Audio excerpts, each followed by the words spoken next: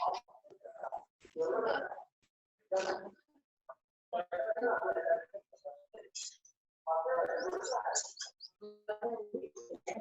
morning, all.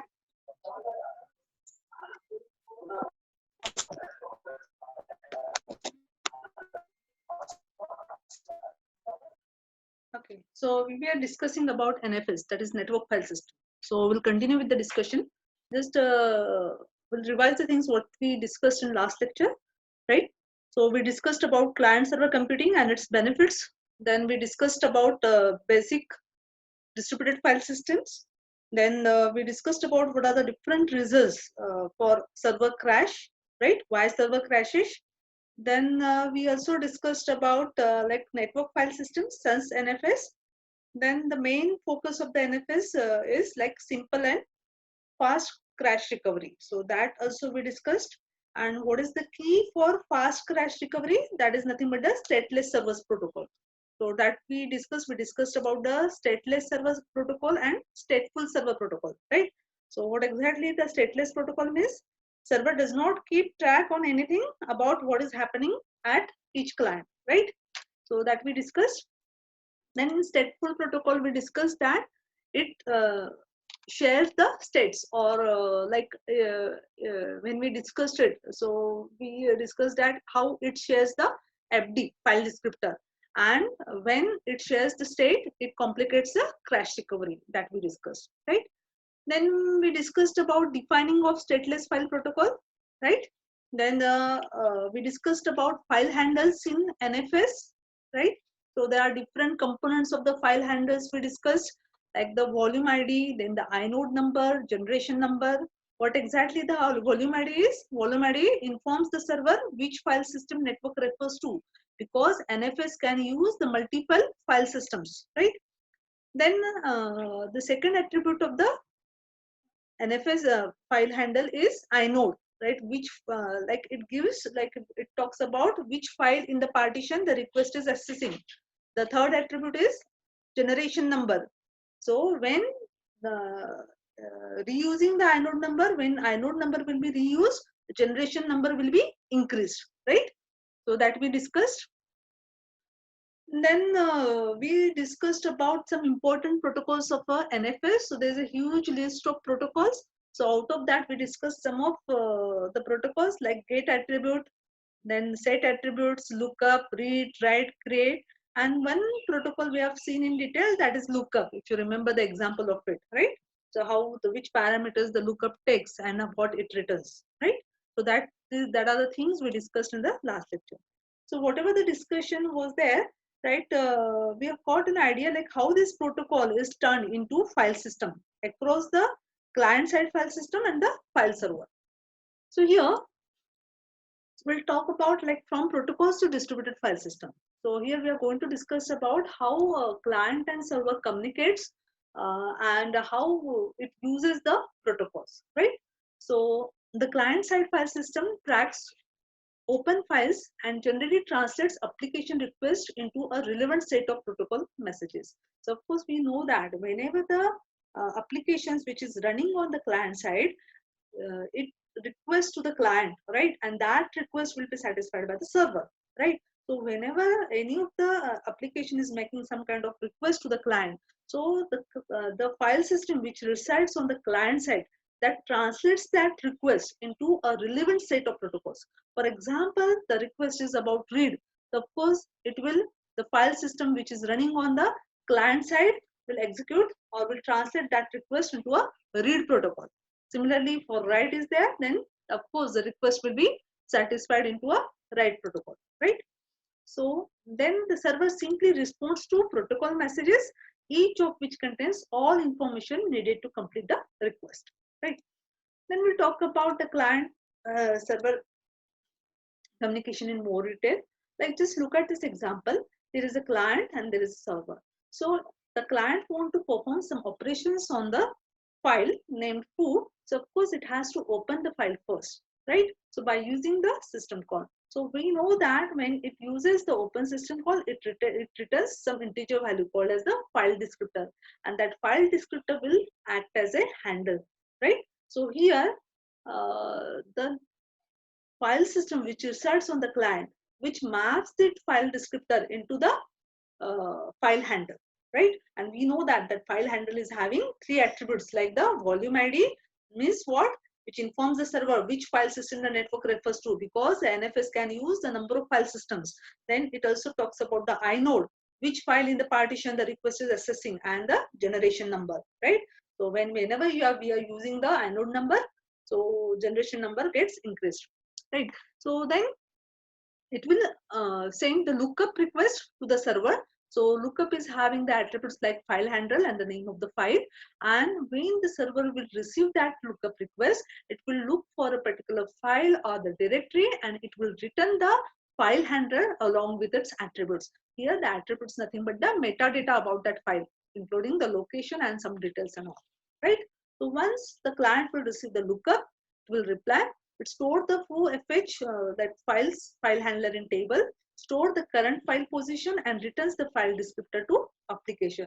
And then once it has received the file handler, then it can do the performance, it can do the operations like reading the file or might be the writing of the file, whatever the operations it want to perform, right? For example, here it is doing the operation like read. It is checking the parameters like FD, buffer, and max. So index into open file table with FD. So if you remember the open file table, what is the open file table? If you remember when we discussed the file system, so that time we discussed about the open file table. So that is nothing but the kernel uses the set of data structures to track the open files, which are the files are open, and for that purpose it maintains the table called as the open file table.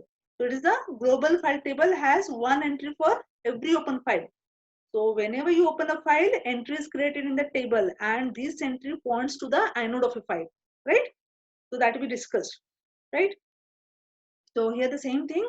So here get NFS file handle, use current file operation as a offset, and saying that read, that is now here the read is a protocol. We know that the syntax of read protocol, it takes the file handler, then the offset and the max. The offset is nothing but the current position from where you want to read the file and actual contents of the file.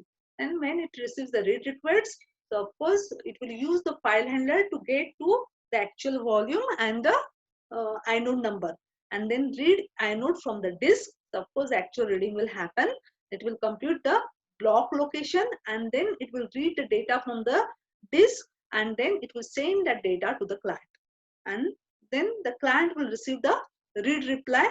It will update the position and set current file position to the particular location. So of course it will return the data, or if in case of error, it will display the error message to the application program.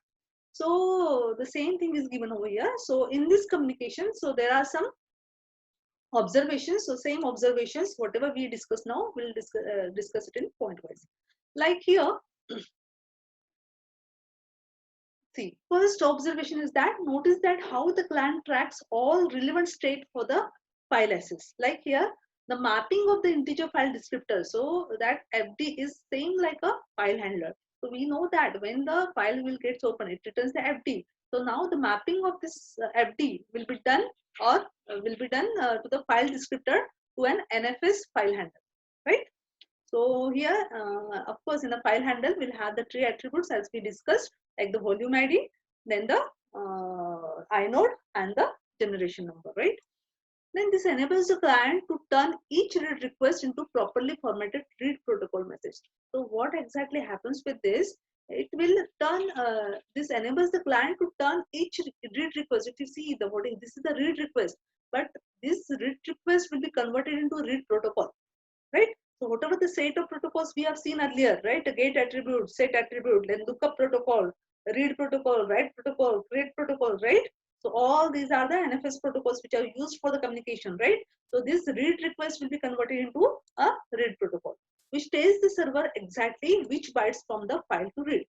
Upon a successful read, the client updates the current file position, and subsequent reads are issued with the same file handle but a different offset. Suppose once you receive the file handler, so you can do the number of operations or number of reads can be performed by using the same file handler, right? So here, the second observation you talk, like, so here when the file is opened for the first time, So here the client side file system sends a lookup request message. For example, here, if a long pathing, you have to traverse to long pathing. So instead of only /foo, there is a long pathing. So lookup will be done for every path, like or you can say every file. So here the client will send the three lookups. So one to look up the home in the directory, like for home, it will send the first lookup. The one lookup is same for this might be this is subdirectory Ramsey, and the third lookup will be same for the actual file, that is foo.txt here, right? Then one more observation is that like each server request has all the information needed to complete the request in its entirely, and it ensures that the server does not need state to be able to respond to the request. So that is all about the basics of the client server communication. Now next we discuss about handling server failure with idempotent operation. So actually network file system uses the concept of idempotency to handle the server failure, right? So how it will use that concept, that we'll see here, right? So here what exactly we are going to see, what should client do when the server does not reply in a timely manner. For example, the client is sending some request to the server, but the client is not getting the reply from the server in some time period, right? So what will happen in that case?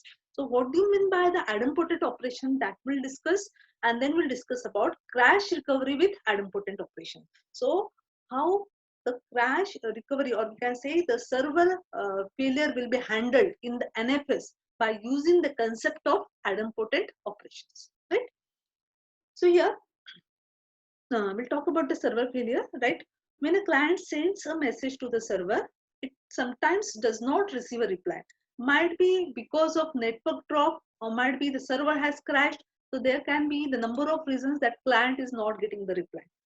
If it is a problem like the server has crashed, so of course after a bit the server will reboot, it will start again, and it will send the reply. But it may happen that in the meanwhile all requests have been lost, right? So what should they do when the server does not reply in a timely manner? So there is a concept which NFS version 2 uses, called as the client timer. So as we discussed in the last lecture, there are a number of versions of the NFS and we are focusing on version 2, right? So to deal with this problem, the NFS 2 uses the client timer. So what exactly it is? At NFS version 2, a client handles all these failures in a single uniform and elegant way. So after sending a request, the client sets a timer to go off after a specified time period. If a reply is received before the timer goes off, the timer is cancelled and all is well. If, however, the timer goes off before any reply is received, the client assumes the request has not been processed and it will resend the request. So it is very simple. What if the client is sending some kind of request to the server and the client is not getting the reply from the server? Might be because of any kind of reason, might be the server has crashed. So in that case, what the client will do, it will keep some kind of timer, or it will keep some kind of timer. So what exactly will happen when the client will send a request to the server? So it will start some kind of timer and it will wait for the reply till that time goes off. If the timer, or if the server, if the client will get the reply in that particular time frame, then of course it will goes well. But if the timer is not getting, if the client is not getting the reply in that time frame, so what will happen? It will resend that request again, right? It will resend the request again. So here, handling server failure with idempotent operation, like the same point will continue here. The ability of the client to simply retry the request is due to an important property of most NFS requests, called as idempotency. So how the client can simply send the request again and again, right? Because the property the NFS is having, because all these requests are in the NFS, that is, it possesses the property called as idempotency, right? So what exactly the idempotency means? Idempotent operation is when the effect of performing multiple operation is same as the effect of performing the operation single time. For example, you are performing the operation like read, right? Like if you perform the read operation multiple times, right?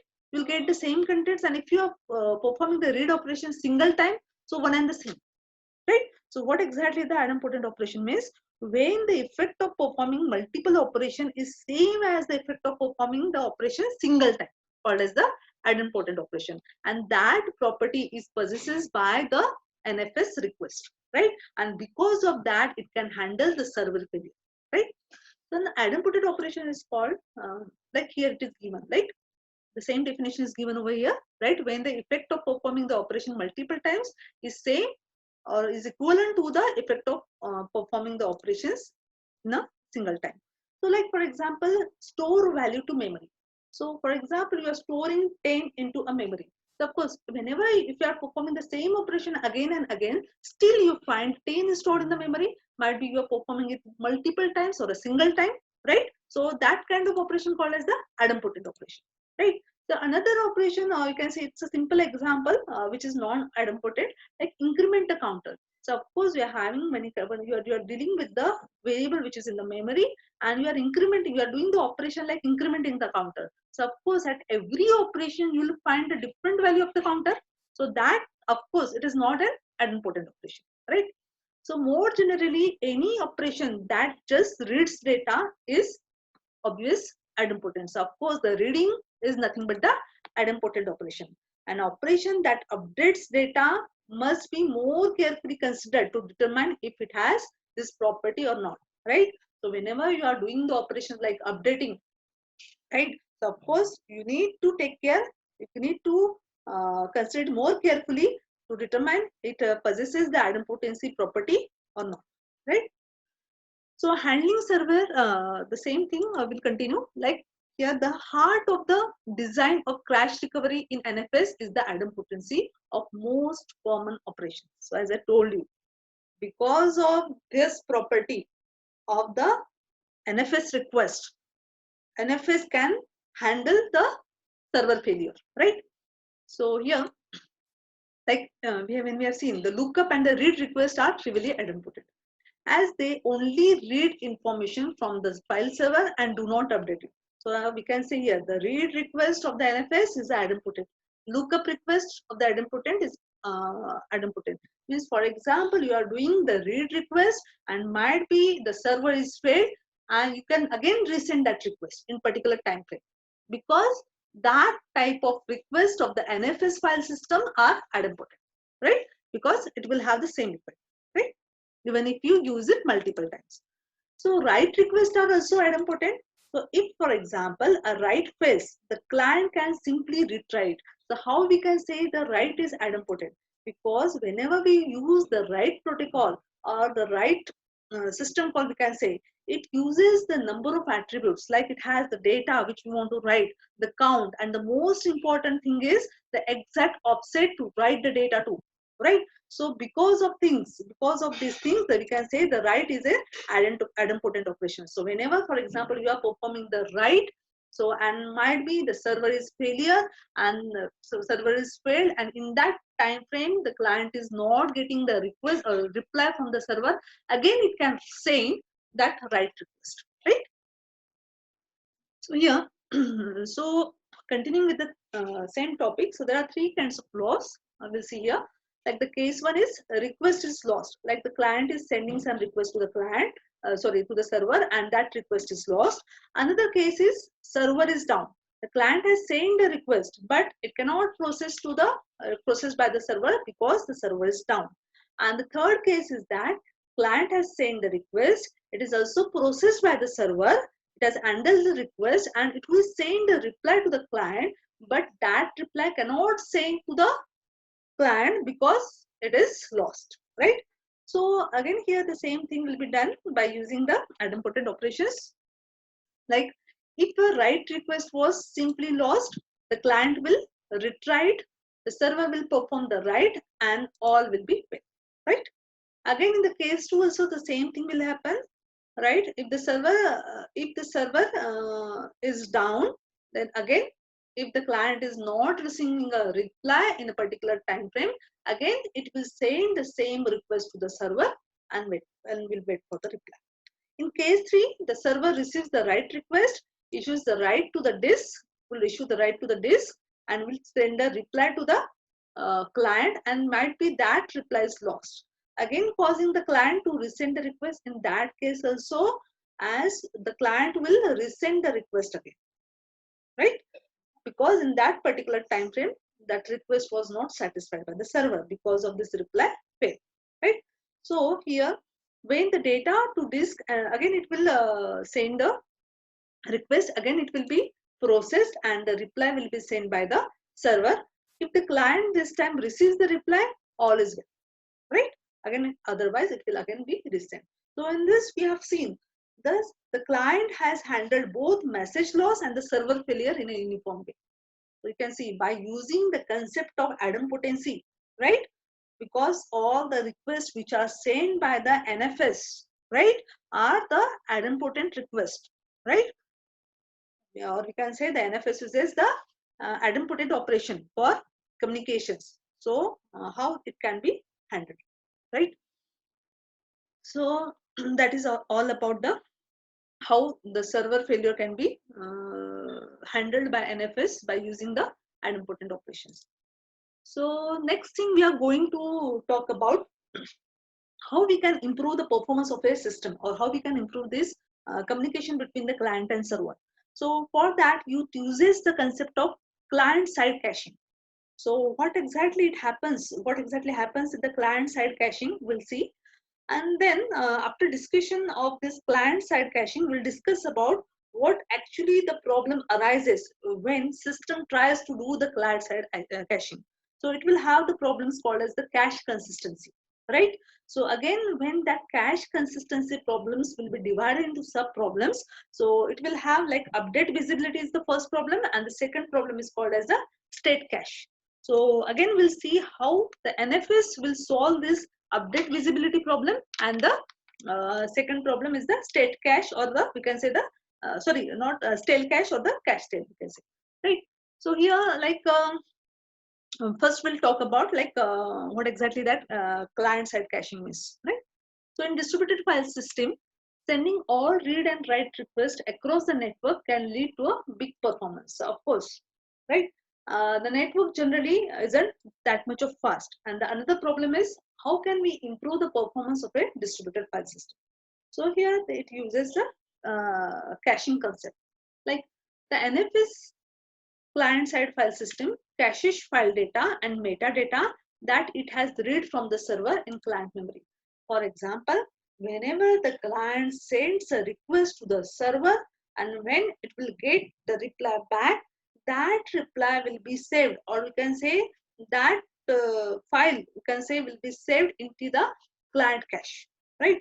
So thus, while the first access is inexpensive, so of course whenever the client is accessing any of the file first time, so that will be expensive because it has to perform the read protocol, right? It has to send a read request. Of course the server will perform that read request, again it will send to the client, and once it will send to the client, it will be saved into the client cache. So whenever it will be required second time, if for example if we require the same file, so that will be taken from the client cache only. So the same thing is given over here.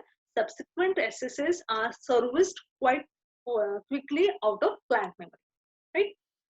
Then that is all about the read operation. So what will happen in case of write operation? So we see the cache also serves as temporary buffer for writes.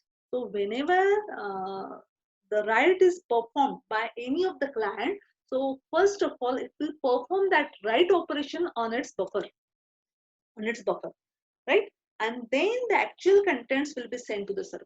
You're getting, like for example, if any of the file wants to do any kind of write operation, so initially that operations will be performed in its cache, or you can say in its buffer, and then that write request will be sent to the server, right?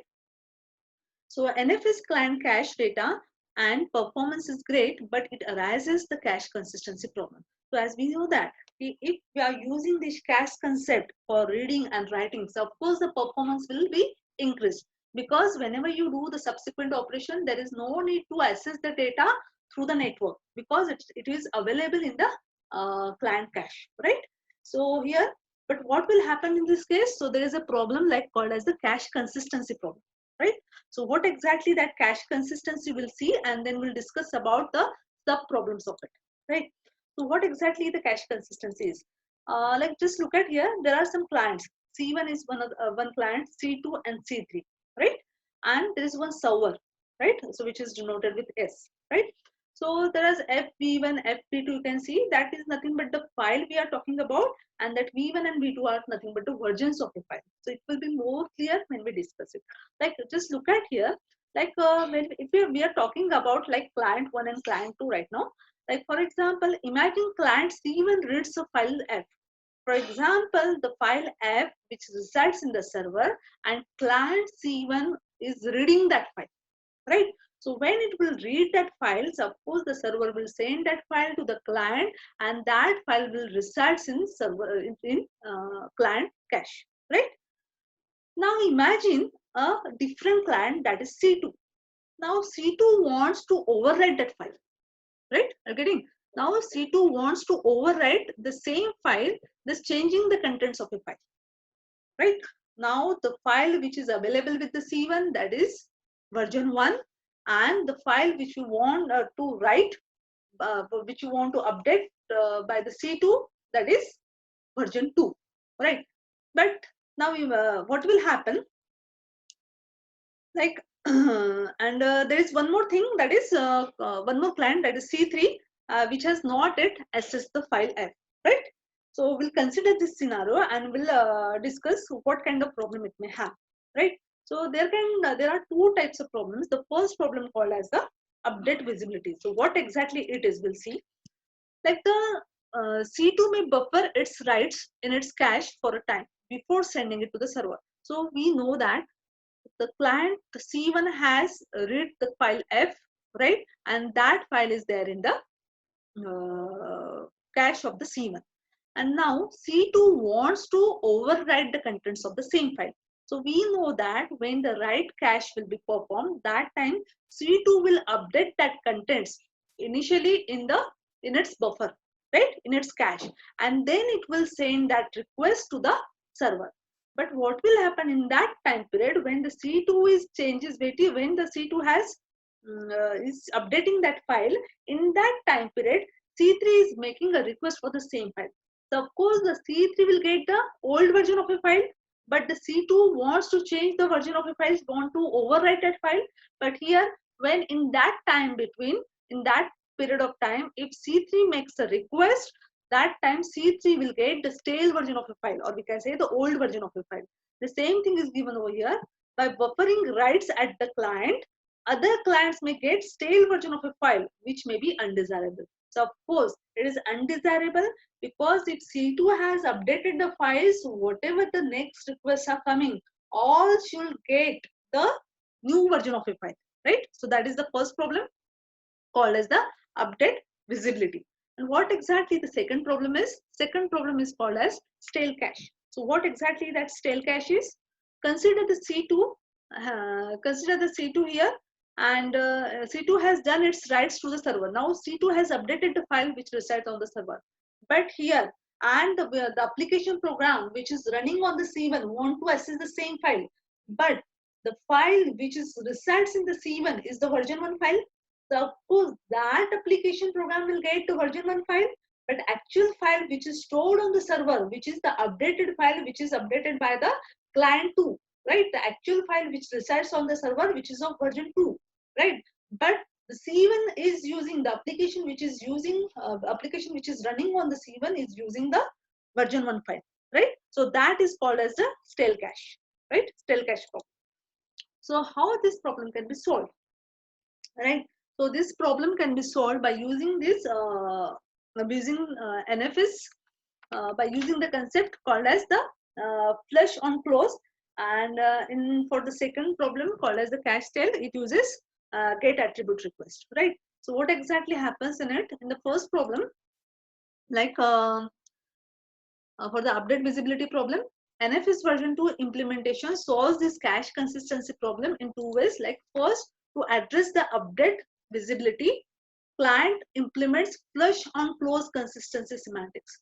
So what it uses, the client implements flush on close consistency semantics. What exactly happens in it? When the file is written to and subsequently closed by the client application, the client flushes all updates to the server. Are getting? So when the file is written to and subsequently closed by the client application, so whenever the write is performed by the client C2, so that time only, and when the file is closed, of course, after performing the operation, the file will be closed. And that time only the client application, then the client flushes all updates to the server.